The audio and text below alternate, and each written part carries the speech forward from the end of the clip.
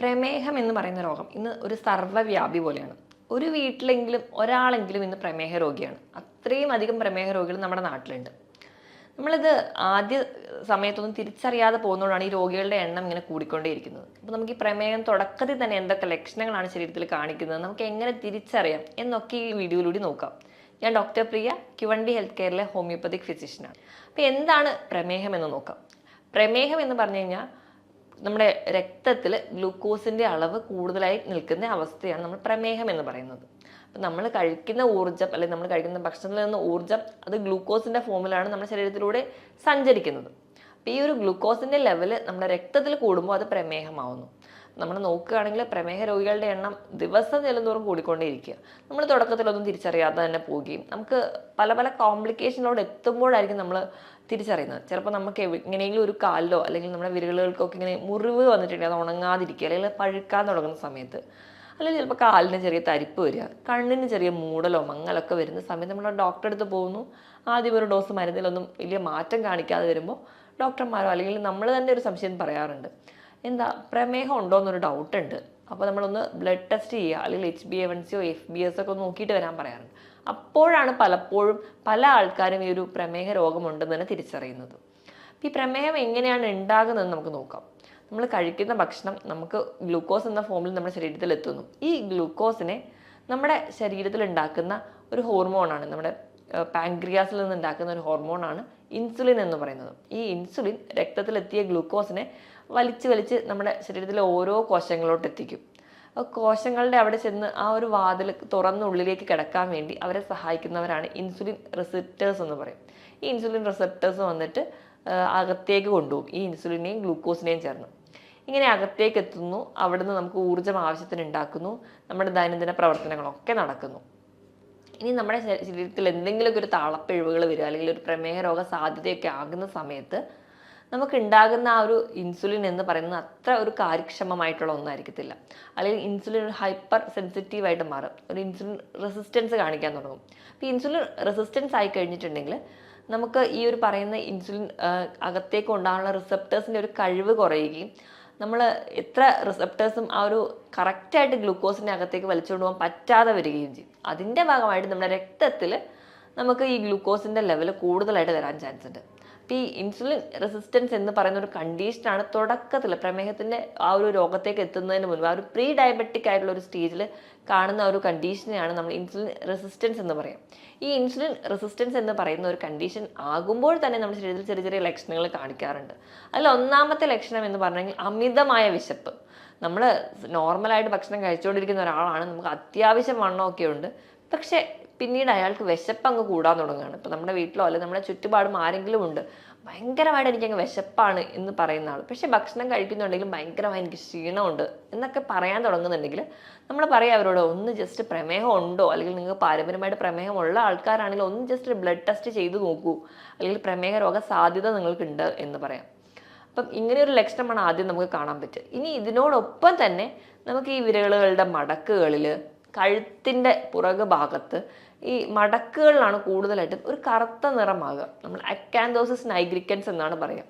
ഇപ്പം ഒരു insulin resistance ഉണ്ടാകുന്ന ഒരു ടൈമിൽ കാണുന്ന ഒരു ലക്ഷണമാണിത്.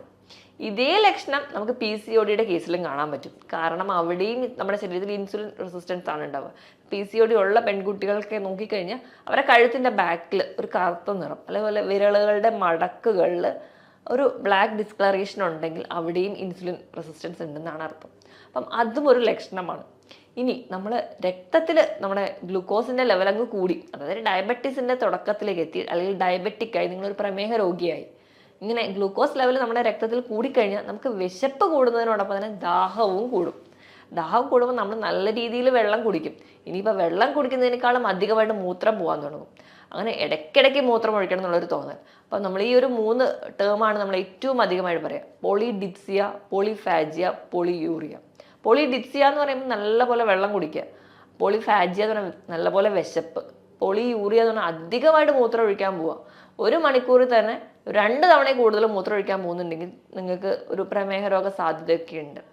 അപ്പോൾ ഈ 3 ലക്ഷണങ്ങൾ ഉണ്ടെങ്കിൽ, ഈ ഒരു 3 ലക്ഷണങ്ങളെ നമ്മൾ കാർഡിനൽ സിംറ്റംസ് ആയിട്ടാണ് പറയുക. ഈ ഒരു 3 ലക്ഷണങ്ങൾ ഉണ്ടെങ്കിൽ നമുക്ക് ഉറപ്പിക്കാം, അല്ലെങ്കിൽ പ്രമേഹ രോഗ സാധ്യത വളരെയധികം കൂടുതലാണ്. അപ്പോൾ ഈ ലക്ഷണങ്ങൾ ആർക്കെങ്കിലും ഉണ്ടെങ്കിൽ അത് എത്രയും പെട്ടെന്ന് നിങ്ങൾ ഒരു ഡോക്ടറെ കാണുക, അല്ലെങ്കിൽ നിങ്ങൾ തന്നെ പോയിട്ട് ഒരു ബ്ലഡ് ടെസ്റ്റ് ചെയ്ത് നോക്കുക. ബേസിക് ആയിട്ട് ഈ ഒരു FBS PPBS ഒക്കെ നമ്മൾ നോക്കുന്നതിനേക്കാൾ ഏറ്റവും നല്ലത് HbA1c ആണ്. HbA1c എന്ന് പറയുമ്പോൾ നമുക്ക് ഒരു 3 മാസത്തെ ആവറേജ് നമ്മുടെ ഗ്ലൂക്കോസ് ലെവൽ കണ്ടുപിടിക്കാൻ പറ്റും. അപ്പോൾ ആ ഒരു ലെവൽ നമ്മൾ അധികമായി പോകുന്നുണ്ടെങ്കിൽ നമ്മൾ പ്രമേഹത്തിൻ്റെ ആ ഒരു പിടിയിലോട്ട് പോവുകയാണ് എന്നാണ് അർത്ഥം. അപ്പോൾ FBS എന്ന് പറയുമ്പോൾ ഫാസ്റ്റിങ്ങിൽ തന്നെ പോയി നോക്കുന്ന, അല്ലെങ്കിൽ വെള്ളം പോലും കുടിക്കാതെ രാവിലെ എണീറ്റ് പോയി ബ്ലഡ് ടെസ്റ്റ് ചെയ്യുമ്പോൾ നമുക്ക് കിട്ടുന്ന ഒന്നാണ് FBS. പിന്നെ PPBS എന്ന് പറഞ്ഞാൽ ഭക്ഷണം കഴിച്ച് കഴിഞ്ഞിട്ട് 2 മണിക്കൂറിന് ശേഷം RBS റാൻഡമായിട്ട് നമ്മൾ ചെക്ക് ചെയ്യുന്ന ഒന്നാണ്. ഈ പറയുന്ന ബ്ലഡ് ടെസ്റ്റുകൾ നമുക്ക് കൂടെ ചെയ്യാവുന്നതാണ്. അപ്പോൾ ഈ ആർക്കൊക്കെയാണ് ഈ പ്രമേഹം വരാൻ ചാൻസ് ഉണ്ടാവുക? അപ്പം നമ്മൾ അറിയാം, മിക്ക ആൾക്കാരും പറയാറുണ്ട് എനിക്ക് പാരമ്പര്യമായിട്ട് അച്ഛനും അമ്മയ്ക്കും ഒക്കെ ഷുഗർ ഉണ്ട്, അതുകൊണ്ടാണ് എനിക്ക് ഷുഗർ വന്നതെന്ന്. അപ്പം അതൊരു വാസ്തവമാണോ എന്ന് നമുക്ക് നോക്കാം. ഇപ്പം നമ്മൾ ഈ ഒരു അച്ഛനും അമ്മയ്ക്കും പ്രമേഹമുണ്ട്, അപ്പം നമുക്ക് കുറച്ച് കഴിഞ്ഞ് കഴിഞ്ഞാൽ മധുരമൊന്നും കഴിക്കാൻ പറ്റില്ല എന്ന് പറഞ്ഞ് ചെറുപ്പത്തിൽ നല്ല രീതിയിൽ അങ്ങ് മധുരമടങ്ങിയ ഭക്ഷണങ്ങളും മധുര പലഹാരങ്ങളും പാനീയങ്ങളും ഒക്കെ കഴിക്കാൻ തുടങ്ങും. അപ്പം ധാരാളമായി ഇത് കഴിക്കുന്നതിൻ്റെ ഭാഗമായിട്ട് 30 അല്ലെങ്കിൽ ഒരു 35 വയസ്സിന് മുൻപ് തൊട്ടേ അവർക്ക് പ്രമേഹം വരാം.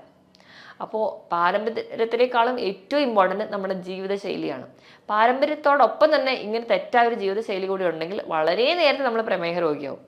പക്ഷേ പാരമ്പര്യമുണ്ട്, അതോടൊപ്പം നമ്മളെ കറക്റ്റ് കൺട്രോളിലാണ് നമ്മുടെ ഫുഡ് പോകുന്നതെങ്കിൽ നമുക്ക് പ്രമേഹ രോഗ സാധ്യത വളരെ കുറവാണ്. അപ്പോൾ പാരമ്പര്യത്തിനേക്കാളും ഏറ്റവും വലിയ വില്ലൻ എന്ന് പറയുന്നത് നമ്മുടെ ലൈഫ് സ്റ്റൈൽ തന്നെയാണ്. അപ്പോൾ നമ്മുടെ ലൈഫ് സ്റ്റൈൽ റെഗുലേറ്റ് ചെയ്യുകയാണെങ്കിൽ ഈ പറയുന്ന രീതിയിൽ നമുക്ക് പ്രമേഹം വരാനുള്ള ചാൻസ് വളരെ കുറവാണ്. അപ്പോൾ ഇതൊക്കെയാണ് നമുക്ക് ആദ്യ കാലഘട്ടങ്ങളിൽ നമ്മൾ ശ്രദ്ധിക്കേണ്ട കാര്യങ്ങൾ. ഇനി ഇപ്പോൾ ഒരു പ്രമേഹത്തിലേക്ക് വന്നു കഴിഞ്ഞ് കഴിഞ്ഞാൽ നമുക്ക് എന്തൊക്കെ ലക്ഷണങ്ങൾ കാണിക്കുമെന്ന് നോക്കാം.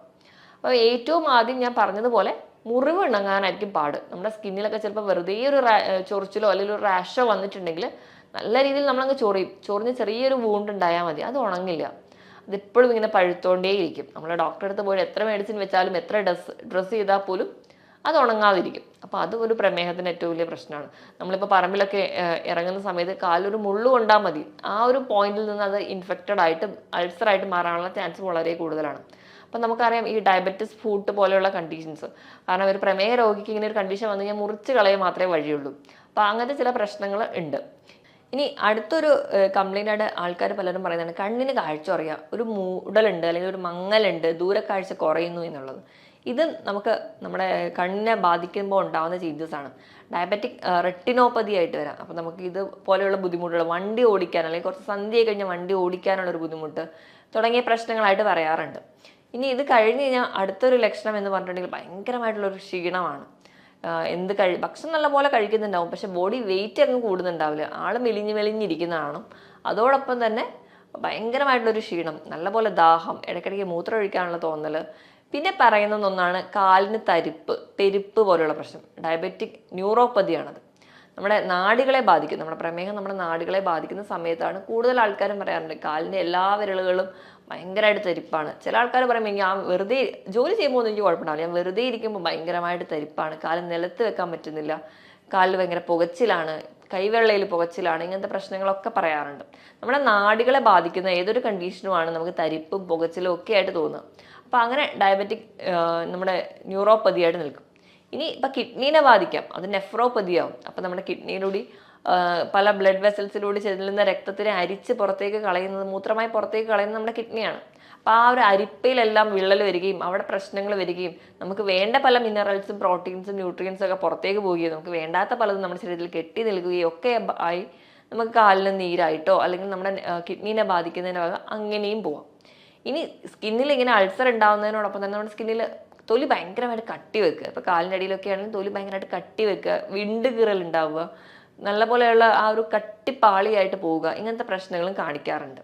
ഇതിന് പുറമെ പ്രമേഹ രോഗികളിൽ നമുക്ക് മൂത്രത്തിൽ പഴുപ്പ് ഇടയ്ക്കിടയ്ക്ക് വരുന്ന കാണാം, യൂറിനറി ട്രാക്ട് ഇൻഫെക്ഷൻ. പൊതുവെ ഈ UTI പുരുഷന്മാർക്ക് കുറവാണ്, സ്ത്രീകൾക്കാണ് കൂടുതലായിട്ടും വരാറ്.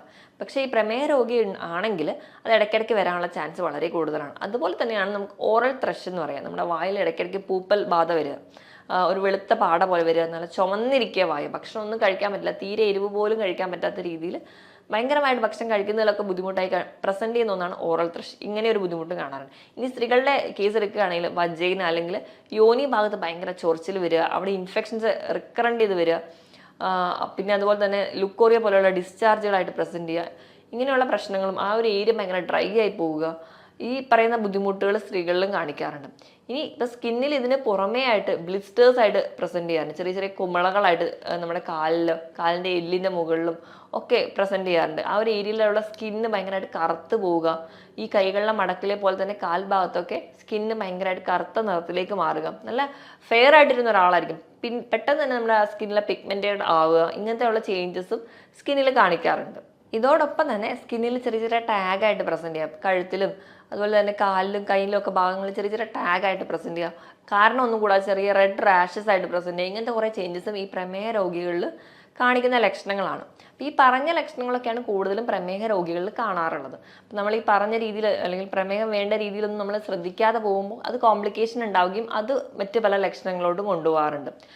എന്തെങ്കിലും ഈ പറയുന്ന ലക്ഷണങ്ങൾ നമുക്ക് ആർക്കെങ്കിലും ഒക്കെ ഉണ്ടെങ്കിൽ നിങ്ങൾ എത്രയും പെട്ടെന്ന് ഡോക്ടറെ കൺസൾട്ട് ചെയ്ത് കൃത്യമായ ബ്ലഡ് ടെസ്റ്റും നല്ല രീതിയിൽ നമ്മുടെ ഫുഡ് കൺട്രോളും ഉണ്ടെങ്കിൽ നമുക്ക് ആദ്യത്തെ ഒരു സ്റ്റേജിലൊക്കെയാണ് നമുക്കത് ഭക്ഷണ നിയന്ത്രണത്തിലൂടെ തന്നെ നമുക്ക് കൊണ്ടുപോകാൻ പറ്റും. ഇനി ഇപ്പം ഭക്ഷണം നിയന്ത്രിക്കുന്ന സമയത്ത് നമ്മൾ അന്നജത്തിൻ്റെ അളവ് നല്ലപോലെ കുറയ്ക്കുക, നമ്മൾ കുറച്ചുകൂടെ പ്രോട്ടീൻ്റെ അളവ് കൂടുക, ധാരാളമായിട്ട് പഴവർഗ്ഗങ്ങളും പച്ചക്കറികളും കഴിക്കുക. ഇനി ഇതോടൊപ്പം തന്നെ ഒരു ഇൻ്റർമീഡിയറ്റ് ഫാസ്റ്റിംഗ് കൂടി ഉണ്ടെങ്കിൽ നമുക്ക് പ്രമേയം ഈസി ആയിട്ട് കൺട്രോൾ ചെയ്യാൻ പറ്റും. വൈകുന്നേരത്തെ ഡിന്നർ നേരത്തെ കഴിക്കുക, പിറ്റേ ദിവസം ബ്രേക്ക്ഫാസ്റ്റ് കുറച്ച് ലേറ്റ് ആയാലും കുഴപ്പമില്ല, ഒരു 14 മണിക്കൂറെങ്കിലും ഇതിനിടയിൽ ഒരു ഗ്യാപ്പ് ഉണ്ടെങ്കിൽ ആ ഒരു ഇൻ്റർമീഡിയറ്റ് ഫാസ്റ്റിംഗ് ആവും. അതുവഴി നമുക്ക് കുറച്ചും കൂടി ആ ഒരു ഡയറ്റ് കൂടി എടുക്കുകയാണെങ്കിൽ നമുക്ക് ഈസി ആയിട്ട് നമ്മൾ ഡയബറ്റീസ് കൺട്രോൾ ചെയ്യാൻ പറ്റുന്ന ഒരു കണ്ടീഷനാണ്. നമ്മൾ കഴിക്കേണ്ട ഭക്ഷണം എന്ന് പറഞ്ഞിട്ടുണ്ടെങ്കിൽ മാക്സിമം നമ്മൾ ഇലക്കറികൾ, പഴവർഗ്ഗങ്ങൾ, പച്ചക്കറികളൊക്കെ കഴിക്കും. ഇപ്പോൾ പഴവർഗ്ഗങ്ങൾ എടുക്കുമ്പോൾ അധികം മധുരമില്ലാത്ത പഴവർഗ്ഗങ്ങൾ കഴിക്കാൻ വേണ്ടി ശ്രദ്ധിക്കുക, അതായത് ഗ്ലൈസീമിക് ഇൻഡെക്സ് കുറഞ്ഞ പഴവർഗ്ഗങ്ങൾ. നിങ്ങൾക്ക് അതിനായിട്ട് ആപ്പിളോ അല്ലെങ്കിൽ അധികം പഴുക്കാത്ത ഏത്തപ്പഴം കഴിക്കാം, അല്ലെങ്കിൽ റോബസ്റ്റ പോലുള്ള പഴങ്ങൾ കഴിക്കാം. അപ്പോൾ മുന്തിരിക്ക ആണെങ്കിൽ 8-10 എണ്ണം നിങ്ങൾ കഴിക്കാം, പക്ഷേ ദിവസവും ഒരു ഫ്രൂട്ട് മാത്രമേ കഴിക്കാവുള്ളൂ. ഇപ്പോൾ പേരയ്ക്കൊക്കെ ആണെങ്കിൽ വളരെ നല്ലതാണ് ഇപ്പോൾ പ്രമേഹ രോഗികൾക്ക് കഴിക്കാനാണെങ്കിൽ. അപ്പം ഏതെങ്കിലും ഒരു ഫ്രൂട്ട് നമ്മൾ ഒരു ദിവസം കഴിക്കുകയാണെങ്കിൽ നമുക്ക് ഹെൽത്തി ആയിട്ട് നമ്മുടെ പ്രമേഹത്തിനെ കൺട്രോൾ ചെയ്യാൻ പറ്റും. മാക്സിമം നിങ്ങൾ വെള്ള അരി ഉപയോഗിക്കുന്നവരാണെങ്കിൽ അത്, അല്ലെങ്കിൽ പോളിഷ്ഡ് ആയിട്ടുള്ള മൈദയോ അല്ലെങ്കിൽ എന്ത് ആയിക്കോട്ടെ അത് ഉപയോഗിക്കുന്നവരാണെങ്കിൽ അത് കഴിവതും കുറയ്ക്കും. അപ്പം ഇനി പ്രമേഹത്തിനെ നിയന്ത്രിക്കാൻ വേണ്ടി മിക്ക ആൾക്കാരും ഡിപ്പെൻഡ് ചെയ്യുന്ന ഒന്നാണ് ഓട്സ് എന്ന് പറയുന്നത്. നമ്മൾ ഓട്സ് എടുക്കുമ്പോൾ നമ്മൾ ശ്രദ്ധിക്കേണ്ടത് പോളിഷ്ഡ് ഓട്സ് ഒഴിവാക്കുക, പകരം ഹോൾ ഗ്രെയിൻ ആയിട്ടുള്ള കുറച്ച് കട്ടിയോട് കൂടിയായിട്ടുള്ള ഒരു ഓട്സ് ഉണ്ടാവും, അപ്പോൾ അത് മേടിച്ച് കുക്ക് ചെയ്യാൻ വേണ്ടി ശ്രദ്ധിക്കുക. പിന്നെ അത് പാചകം ചെയ്യുന്ന രീതിയിലാണെങ്കിലും നമ്മൾ എപ്പോഴും ഇൻസ്റ്റൻറ്റ് ഓട്സ് എടുത്ത് നമ്മുടെ പാലിൽ അല്ലെങ്കിൽ വെള്ളത്തിൽ കുറുക്കി കഞ്ഞിയായിട്ട് കഴിക്കാനാണ് താല്പര്യപ്പെടുക, അല്ലെങ്കിൽ ആ ഒരു കുറുക്ക് ഫോമിലോട്ട് കഴിക്കാനാണ് താല്പര്യപ്പെടുക. അത് നമുക്ക് ഗ്ലൈസിമിക് ഇൻഡെക്സ് വളരെയധികം കൂടാനുള്ള കാരണമാവും. അപ്പോൾ അതിന് പകരമായിട്ട് നിങ്ങൾ മാക്സിമം ഉപ്പുമാവ് അല്ലെങ്കിൽ പുട്ട്, ഇത് രണ്ടും ഗ്ലൈസിമിക് ഇൻഡെക്സ് പൊതുവേ ഓട്സിൽ കുറഞ്ഞതാണ്. അപ്പം ഇത് രണ്ടും കുക്ക് ചെയ്ത് കഴിക്കാൻ വേണ്ടി ശ്രദ്ധിക്കും. ഇപ്പോൾ പച്ചക്കറി ധാരാളം ഇട്ടിട്ട് നിങ്ങൾക്ക് ഉപ്പുമാവ് കഴിക്കുകയാണെങ്കിൽ നമ്മൾ ഹെൽത്തി ആയിട്ട് ഇരിക്കാനും പറ്റും, ഗ്ലൈസിമിക് ഇൻഡെക്സ് വളരെ കുറവായിരിക്കും. അപ്പോൾ അങ്ങനെയുള്ള ഹെൽത്തി ആയിട്ടുള്ള ഫുഡുകൾ ഡിപ്പെൻഡ് ചെയ്യാൻ വേണ്ടി നോക്കുക.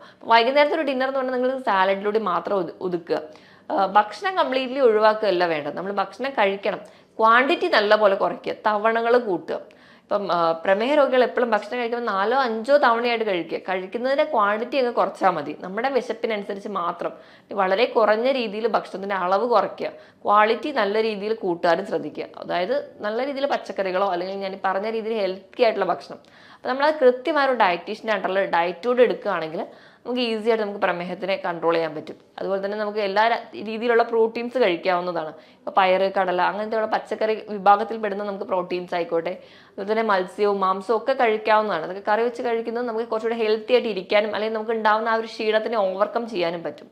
ഈ പറഞ്ഞ രീതിയിൽ തന്നെ നമ്മുടെ ഡയറ്റ് സെറ്റ് ചെയ്യുക. പിന്നെ വേണ്ടത് കൃത്യമായൊരു വ്യായാമമാണ്. നിങ്ങൾ ആഴ്ചയിൽ 5 ദിവസമെങ്കിലും നിർബന്ധമായിട്ട് എന്തെങ്കിലും ഒരു വ്യായാമം വേണം. നമ്മൾ വീട്ടിൽ ജോലി ചെയ്യുന്നുണ്ടെന്ന് ഓർത്തിട്ടോ അല്ലെങ്കിൽ നമ്മൾ മറ്റു പല ജോലികളും ചെയ്യുന്നവരാണ്, അതുകൊണ്ട് എനിക്ക് വ്യായാമത്തിൻ്റെ ആവശ്യമില്ല എന്നുള്ളൊരു തെറ്റിദ്ധാരണ മാറ്റിയിട്ട് വ്യായാമത്തിന് വേണ്ടിയിട്ട് ഒരു അരമണിക്കൂറെങ്കിലും മാറ്റി വെക്കുക. ആഴ്ചയിൽ 5 ദിവസമെങ്കിലും കൃത്യമായ വ്യായാമം വേണം. ആവശ്യത്തിന് വെള്ളവും നല്ലപോലെ തന്നെ കുടിക്കാൻ വേണ്ടി ശ്രദ്ധിക്കുക. ഇതോടൊപ്പം തന്നെ നമ്മുടെ ഉറക്കത്തിൻ്റെ പാറ്റേൺ ഒക്കെ കൃത്യമായിട്ട് ഇരിക്കുകയാണെങ്കിൽ നമുക്ക് ഈ പറയുന്ന രോഗങ്ങളൊന്നും വലിയ കോംപ്ലിക്കേഷനിലൂടെ പോവാതെ കൺട്രോൾ ചെയ്യാൻ പറ്റും. ഒരു 6 മുതൽ 7 മണിക്കൂർ വരെ നല്ല ഉറക്കം കിട്ടുകയാണെങ്കിൽ നമ്മുടെ ഹെൽത്തി ആയിട്ട് ഇരിക്കാൻ വേണ്ടി സഹായിക്കുകയും ചെയ്യും. ഈ പറഞ്ഞ കാര്യങ്ങളൊക്കെ നിങ്ങൾ ശ്രദ്ധിക്കുക. ഇനി നിങ്ങൾക്ക് എന്തെങ്കിലും പ്രമേഹ രോഗ സാധ്യത ഉണ്ടെങ്കിലോ അല്ലെങ്കിൽ എന്തെങ്കിലും ഈ ഡൗട്ടുകൾ, ഈ പറഞ്ഞ ലക്ഷണങ്ങൾ എന്തെങ്കിലും ഡൗട്ടൊക്കെ ഉണ്ടെങ്കിൽ നിങ്ങളൊരു ഡോക്ടറുടെ കൺസൾട്ടേഷൻ എടുക്കുക. ഈ പറഞ്ഞ കാര്യത്തിൽ എന്തെങ്കിലും ഡൗട്ട് ഉണ്ടെങ്കിൽ താഴെ കാണുന്ന നമ്പറിൽ കോൺടാക്ട് ചെയ്യുക. മറ്റൊരു ഹെൽത്ത് ടോപ്പിക്കുമായിട്ട് വീണ്ടും കാണുന്നത് വരെ നന്ദി.